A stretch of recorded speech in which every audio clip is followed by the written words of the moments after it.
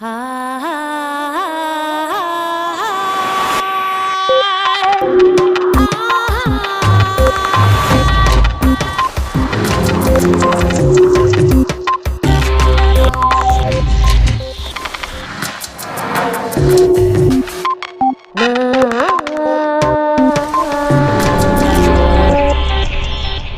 tenemos por qué conformarnos con lo que nos ha dado la naturaleza. Álvaro Pascual Leone.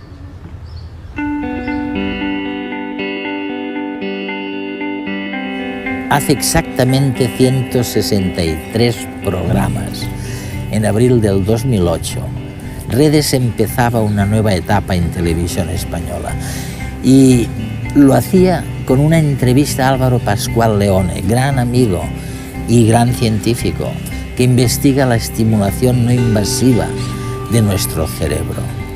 En esa ocasión, Pascual Leone nos habló de la llamada estimulación magnética transcraneal, una técnica que permite mejorar ciertos aspectos de nuestra cognición. Y de hecho, hizo una prueba conmigo, con mi propia cabeza. Pues bien, hoy en este Redes, el último de esta temporada 2012-2013, Pascual Leone regresa al programa para ahondar más en este fascinante campo de estudio y nos explicará las aplicaciones tanto reales como potenciales que ofrecen esas técnicas de estimulación cerebral no invasiva. Si tanto nos esforzamos en permanecer jóvenes físicamente, ¿por qué no actuar igual sobre nuestro cerebro? Hoy en Redes, Elsa Punset charla con el neurólogo Álvaro Pascual Leone sobre las técnicas de estimulación no invasiva del cerebro, aplicadas tanto a terapia como a mejora de capacidades mentales como la memoria o la sociabilidad. En el programa, Pascual Leone nos dará algunos consejos para mantener nuestro cerebro sano y descubriremos además qué piensa la gente sobre la estimulación cerebral no invasiva. ¿Te imaginas que pudieras potenciar tu cerebro cómodamente desde casa? ¿Cómo sería el futuro si los estimuladores cerebrales fueran un elemento más de la vida cotidiana en nuestra sociedad?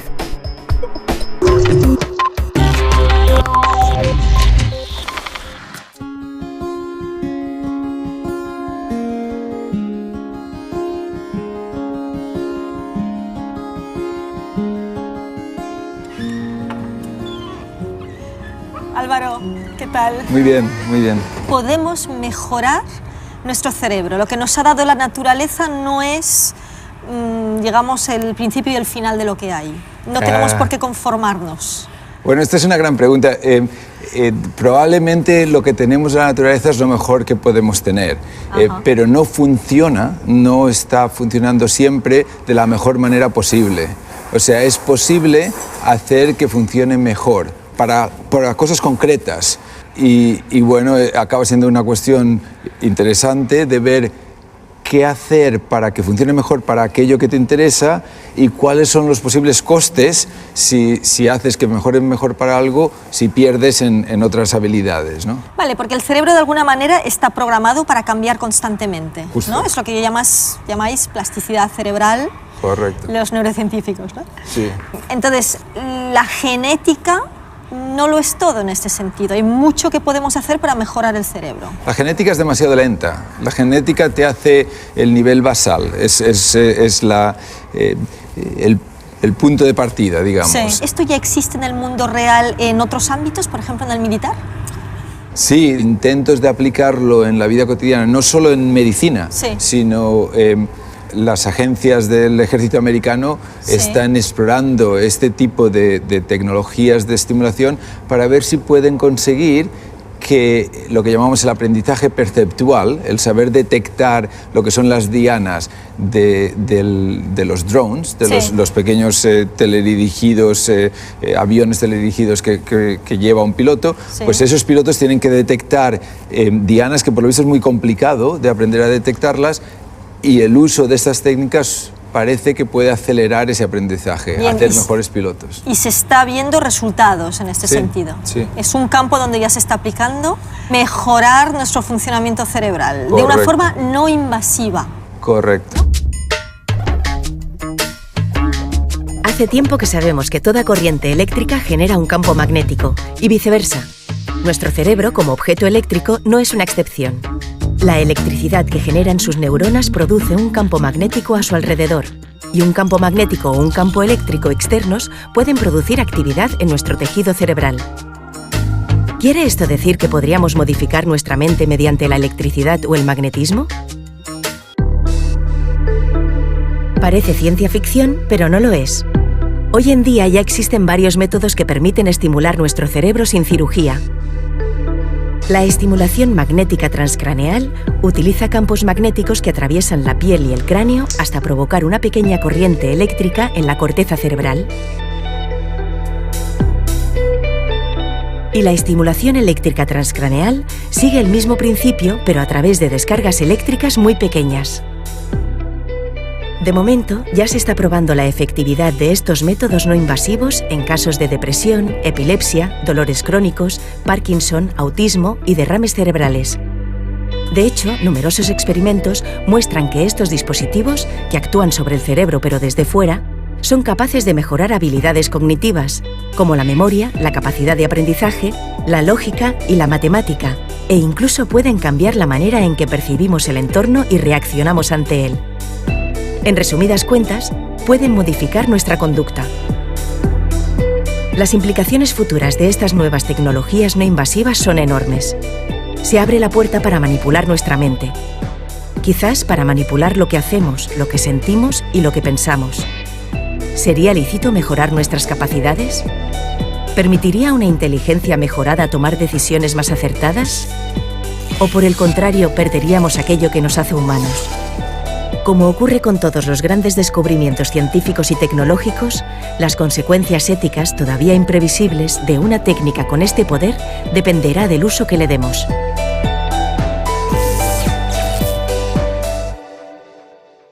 Si volvemos un poco a los inicios de esto, hace décadas que oímos hablar de formas invasivas de estimular el cerebro, sobre todo en contextos médicos, ¿no? Sí, el cerebro acaba siendo una gran maroma de cables, ¿no? Es un órgano eléctrico que utiliza electricidad para traducirlo en una reacción química concreta, sí, para de nuevo activar electricidad. Y entonces la idea de usar electricidad directamente para activar esos cableados, sí, es una idea antigua. Y el problema durante muchos siglos es que, como el cerebro está dentro de un aislante fantástico de electricidad, que llamamos la cabeza y el cráneo, tienes que abrir la cabeza para poder estimular directamente en el cerebro. Y eso, Álvaro, a mí siempre me impresiona, cuando ves estas operaciones en las que abren la cabeza a las personas y luego las despiertan y les van hablando mientras colocan, ¿no?, los electrodos. Alucinante, ¿no? Sí, ¿por qué no sufren? ¿Cómo es posible que lo soporten? Porque aunque sabemos que notamos el dolor gracias al cerebro, sí, el cerebro no tiene receptores de dolor. Eso es increíble. O sea, tú puedes abrir la cabeza y una vez abierta, lo cual duele un montón, sí, pero una vez abierta, cortar los sesos. Y la persona no se va a dar cuenta. Los sesos mismos no duelen, no tienen receptores de dolores, tienen todas las pequeñas arterias y venas en sus paredes tienen receptores de dolor. Por eso nos duele el dolor de cabeza, porque se dilata un poco la cobertura y aprieta. Pero no es el cerebro mismo lo que duele. Y por eso puedes anestesiar, abrir y luego despertar al sujeto. Y una vez despierto el sujeto, puedes estimular distintas zonas y preguntarle lo que nota, lo que siente, lo que percibe. Claro, porque no tienes otra forma sino de saber si realmente estás acertando en el punto exacto, ¿no? Exacto. Estamos aprendiendo tanto acerca del cerebro y estamos viendo que hasta ahora estábamos aprendiendo a leerlo gracias a todas las técnicas de neuroimagen, y ahora de repente están llegando estas técnicas no invasivas, de las que tú eres uno de los grandes especialistas, que nos permiten, junto a las técnicas de neuroimagen, no solo leer el cerebro, sino saber dónde podemos actuar. ¿Sabes lo que pasa? Que nos hemos dado cuenta, sí, que el cerebro es como un móvil. ¿Tú sabes las esculturas de Calder? Sí. Los móviles de Calder. Calder decía que para darse cuenta de la belleza de esa estructura hay que hacerla que se mueva, hay que esperar que llegue el viento. Es verdad. En el cerebro sabemos que lo crítico del cerebro es esa dinámica de interacción entre zonas, y para poder verlo lo tienes que ver en movimiento, tienes que hacerlo actuar. No es una zona. Y es una zona interaccionando con las otras. ¿Y cómo consigues que interaccionen? Interviniendo. Y las técnicas de neuroimagen nos permiten ver los resultados de la intervención. Las técnicas de neuroestimulación nos permiten intervenir. Claro, porque no solo estamos hablando de mejorar la vida de los enfermos, sino a lo mejor de tener políticas de prevención y de simplemente ayudar a las personas, aunque no parezca que lo necesiten, pues simplemente para dormir mejor, para ser un poco más felices, para estar más relajadas. Mira, sabemos que a lo largo de la vida, a lo largo del desarrollo y luego a medida que vamos envejeciendo, el cerebro va cambiando, ese dinamismo del cerebro va cambiando, la eficacia de los mecanismos de plasticidad que hablábamos antes van cambiando. Van cambiando peor, ¿no? Van cambiando peor, van cambiando distinto. El resultado es que para muchas de las cosas que queremos hacer es peor. Bueno, es interesante esto, a lo mejor no es a peor, sino que la naturaleza ya lo ha pensado así para que te centres en otras cosas. Yo creo que sí. Y hemos decidido que es a peor, que envejecer es a peor por alguna razón. Por ejemplo, para darte algo que sabemos que es así y que yo por lo menos interpreto como a mejor, el hecho de perder capacidad para asociar cosas muy cercanas, el nombre del objeto, el nombre de la persona, esa pérdida de capacidad para eso está ayudando. ¿Te refieres a la memoria? A la memoria concreta, a la capacidad de aprender los nombres o de recordar dónde dejaste las llaves. O de hacer multitasking. Todas estas cosas que sabemos que perdemos a medida que nos hacemos mayores, va asociado a una mayor capacidad de ver relaciones más distantes entre las cosas. Y entonces yo creo que la sabiduría de los mayores, que es ver relaciones donde realmente los jóvenes no las ven, esto está sustentado en cierto sentido es gracias a la pérdida de la asociación directa. De la mirada corta, digamos. De la mirada corta. Amplías la mirada. Ves el bosque y el coste es dejar de ver las hojas.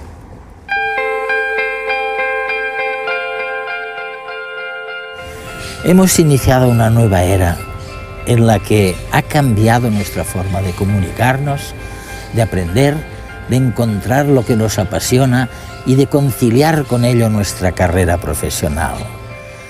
Todo eso está transformando y transformará todavía más las 100.000 millones de neuronas que conforman nuestro cerebro. Si esto es así, ¿cómo no vamos a permitir que nos estimulen el cerebro para mejorar la memoria, para aprender con más facilidad, para sufrir menos del estrés y de la ansiedad que nos acosa? La estimulación cerebral, mejor aún si no es invasiva, nos acompañará en la próxima etapa evolutiva del cerebro humano. Así que todo lo que nos pasa cuando envejecemos cerebralmente no es malo. No, no es nada malo. No solo no es malo, es crítico para el bien de nuestra sociedad mantener de forma activa, de forma capaz a los mayores, precisamente porque nos dan este punto de vista distinto, esta sabiduría. Yo creo que el gran reto de la neurología para el futuro es el hecho de que la sociedad envejece, de que nos hacemos mayores. Cierto. Y que con el envejecimiento aumenta la incidencia de todas las enfermedades neurológicas. Que son tremendas. Que son tremendas. El Alzheimer, la depresión, la esquizofrenia. Los mayores factores de riesgo reales de todas estas enfermedades es la edad. Entonces, ¿qué hacer para prevenir esas enfermedades? ¿Qué hacer? Es algo que es importante. Yo creo que lo que hay que hacer es detectar lo que es el patrón de salud cerebral y desarrollar estrategias para mantener sano el cerebro de cada uno de los individuos longitudinalmente a lo largo del tiempo. No tratar la enfermedad, sino mantenernos sanos. Y estamos poniendo en marcha políticas de prevención. Tú vives en Estados Unidos, ¿ahí las están poniendo en marcha?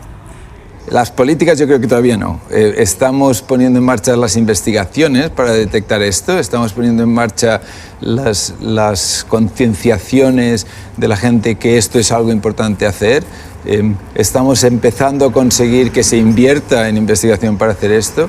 O sea, yo creo que sí, a veces las políticas tienen que seguir a los datos de investigación. Que nuestro sistema, supongo, está muy centrado en curarnos cuando estamos enfermos, en estigmatizarnos porque envejecemos, no en ayudarnos a envejecer bien o a prevenir la enfermedad. Requiere un cambio de mentalidad, el cambio conceptual que hace falta para pasar de ahí a enfatizar la necesidad de estar cognitivamente activo, de mejorar el rendimiento cerebral y de que gracias a eso vamos a tener mayor interacción con el mundo externo y además mayor interacción con tu mundo interno. Si tu cerebro está más sano, tu cuerpo estará más sano. Es el reverso de Jovellano, ¿no? La idea de decir una mente sana en un cuerpo sano, pero sí, también un cuerpo sano gracias a una mente sana. Pero eso es bastante nuevo también, ¿no? Sí. El impacto de la mente sobre el cuerpo y el cuerpo sobre la mente. ¿Esto por qué hasta ahora no nos hemos dado cuenta de ello? Bueno, hay culturas que se han dado cuenta, la medicina le ha costado, no solo le ha costado, sino que cuando empezamos a darnos cuenta lo llamamos medicina alternativa y por lo tanto lo pusimos ahí un poco en un rinconcito. Que no nos fiábamos, ¿no? Ya nos damos cuenta que necesitamos hacer el establecimiento real de las bases neurobiológicas de estos principios.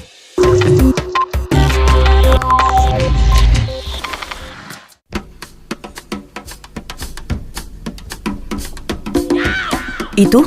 ¿Utilizarías la estimulación cerebral para mejorar tu mente? ¿Probarlo? A lo mejor lo acabaría probando. Todo lo que sea para beneficio del cuerpo humano, pues lo utilizaría, por supuesto. Por supuesto. Sí. No, por la calle no iría caminando con el casco, la verdad. A ver, ¿y para qué la utilizarías concretamente? Recuperar memoria o como más como así acordarme de nombres y cosas así que de repente se me va la onda. Yo soy músico y si pudiera utilizarlo para la música, lo utilizaría para la música en este caso, ¿no? Por ejemplo, el surf o estos deportes que necesitas equilibrio, estas cosas. No sé, soy un poco tímida, pues quizá mejorar ese aspecto, conseguir ser más extrovertida, por ejemplo. Si pudiera decir, quiero aprender inglés, por ejemplo, idiomas. ¿Y sería ético que unos pudieran acceder a ella y otros no? Bueno, pienso que a lo mejor no se debería de comprar. Debería regalarse, ¿no? No, regalarse no, pero quiero decir que a lo mejor debería pertenecer más al ámbito, ¿no?, medicinal o terapéutico. Es como uno va a una escuela pública y otro a una escuela privada, entonces tienes conocimientos distintos por el mismo hecho del dinero, entonces es como, esto ya está pasando ahorita. El hecho que te vaya a mejorar sin un esfuerzo también es poco ético, porque mejora sin esfuerzo y de forma rápida y fácil. Milagros a Lourdes no existe. La gente a la larga acabaría siendo como él. Sí, la cambias 1, 2, 3, un mes, un año y luego volvería a ser la persona que siempre ha sido. ¿La recomendarías a alguien? Bueno, más de uno le sería útil. Yo me lo aplicaría a mí misma. ¿A mí misma primero? Hombre, aprenderían a hablar inglés, que eso estaría muy bien.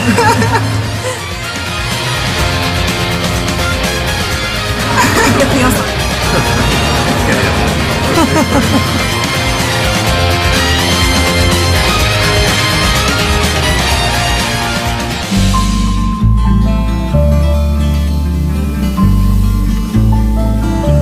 Álvaro, estamos viendo estos árboles y es curioso porque un magnolio, un ciprés cambian según el clima. ¿Pasa un poco con las personas? Es decir, ¿podemos ser todos cipreses, pero según dónde has crecido, según cómo has crecido, tu cerebro cambia completamente? ¿Qué es un cerebro normal? Bueno, esa es una gran pregunta. Realmente necesitamos hacer más estudios transculturales para poder entender cómo el impacto de la cultura, sí, desde el lenguaje a la forma de ser, a la arquitectura, a la historia, cómo esto nos cambia. Y sabemos que en parte nos cambia porque el medio ambiente a través de factores epigenéticos que llamamos, cambian la expresión de los genes, o sea, nos cambia hasta la herencia que traemos si venimos de otro sitio. Una persona de origen japonés que vive en Estados Unidos es un japonés distinto al japonés que se queda en Japón. Y eso se marca en su cerebro. Y eso se marca en el cerebro. En poco tiempo. Increíblemente rápido. Es simplemente y sin embargo, tú dices que estos nuevos métodos no invasivos de alguna forma van a ayudar a las personas a adaptarse más deprisa, porque el mundo va muy deprisa. Correcto. ¿Y esto cómo afecta el cerebro? Esta es una gran pregunta. De nuevo es lo mismo que estábamos diciendo de las culturas. Esto va a hacer unos cerebros distintos. El cerebro de la sociedad de redes sociales, del Facebook y el Twitter, va a ser un cerebro distinto. El cerebro en red, prácticamente. Estamos todos en red. Cambia uno y cambia otro, aunque sea a una distancia, cuanto más si es cerca. Y eso es lo mismo que pasa en el cerebro. Cambias una cosa y cambian en red todos los otros aspectos del cerebro. Tú aprendes a tocar el piano y eso tiene una repercusión sobre tu capacidad mental. Aprendes a hablar en inglés y eso cambia tu representación de conceptos tan abstractos como el amor, porque los términos son distintos y por lo tanto estructuralmente te cambia el cerebro. Por eso los árboles son distintos en Estados Unidos, porque la nieve, el clima, todo esto es distinto y si plantas el mismo árbol en dos sitios, las influencias externas y del subsuelo hacen que acaben siendo distintos. Sí, que nos parecemos también a los árboles en ese sentido. Sin duda. ¿Y estas técnicas de estimulación cerebral no invasivas van a reemplazar las técnicas invasivas, los electroshocks y las operaciones quirúrgicas o no? Yo creo que la posibilidad existe. Obviamente yo dirijo un centro de estimulación no invasiva. O sea, ¿tú crees en ello? Yo creo en ello, pero... ¿Para qué va a servir? Dime los grandes ámbitos en los que estáis trabajando. Bueno, está aprobado como tratamiento para la depresión. Lo que hacemos es identificar el circuito cerebral, la red cerebral, que no está funcionando bien. Sí. Y hacer que esa red cerebral funcione bien gracias a teledirigir la inyección de electricidad, por así decirlo, no invasivamente, o sea, hacer que esas conexiones vayan más fluidas. Pero cuando haces eso una vez, solo haces que fluya. Cuando lo haces repetidamente... Ya creas el camino. Creas el camino. Eso es la plasticidad cerebral. Eso es la plasticidad. Entonces tú sabes que generalmente hacemos algo que llamamos el hazlo tú mismo. Queremos compartir con nuestros espectadores una forma práctica de aplicar algo de lo que hemos visto a lo largo del programa. ¿Tú puedes recomendarnos formas de estimular el cerebro que podamos hacer fácilmente en casa las personas que nos están escuchando ahora mismo? Fíjate, yo creo que si de lo que queremos conseguir es que nuestro cerebro, el cerebro de cada uno de nosotros, se mantenga lo más sano posible, la evidencia más fuerte hoy por hoy es en tres cosas bastante sencillas. La primera es comer la cantidad de calorías mínima para no perder peso, para mantener el peso al nivel adecuado de cada uno, sin estar perdiendo, pero sin comer lo máximo para no ganar, que es lo que solemos hacer. Primera sugerencia. Primera cosa. La segunda cosa es que el ejercicio físico es útil y la forma más fácil de hacer ejercicio físico es usar las escaleras, pero la realidad es que 15 minutos de ejercicio vigoroso para poner en marcha el corazón y esto tiene una ventaja no solo cardiovascular, sino que tiene una ventaja cerebral. No es porque gastes calorías, sino que resulta que ese tipo de ejercicio literalmente aumenta la capacidad de las zonas cerebrales que nos permiten tener mayor control inhibidor, mayor capacidad de resistir tentaciones, de tomar decisiones a su tiempo y no aceleradamente.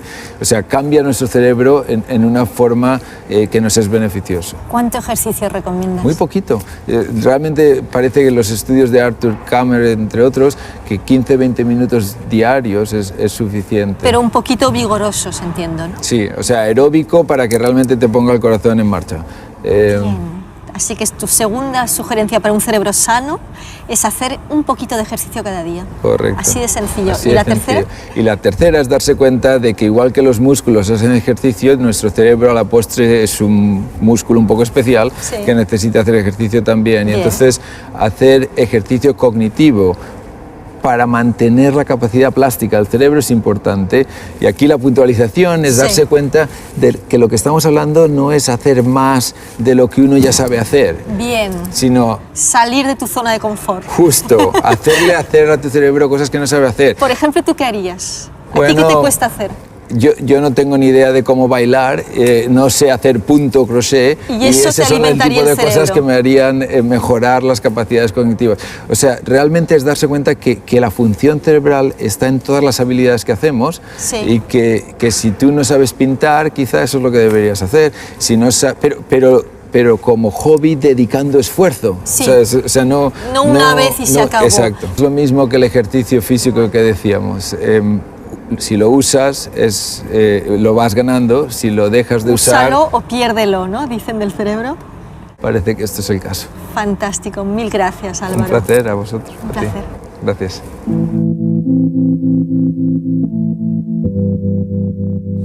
Hace varias décadas queríamos suavizar los síntomas de los cerebros desquiciados. No había muchas alternativas. A los pacientes del manicomio donde mi padre, médico rural, trataba las enfermedades ordinarias, se les administraban inyecciones de trementina, se les inmovilizaba con camisas de fuerza si estaban demasiado excitados y se les sometía a inciertos y temibles electroshocks. Hoy, la verdad es que la neurociencia ha progresado lo suficiente para confiar y desarrollar técnicas de terapia no invasiva, con las que se puede reducir síntomas, curar trastornos y conseguir una mejor calidad de vida sin pasar necesariamente por los fármacos o por atroces prácticas. Sin duda, y dejad que insista en ello, cualquier tiempo pasado fue peor.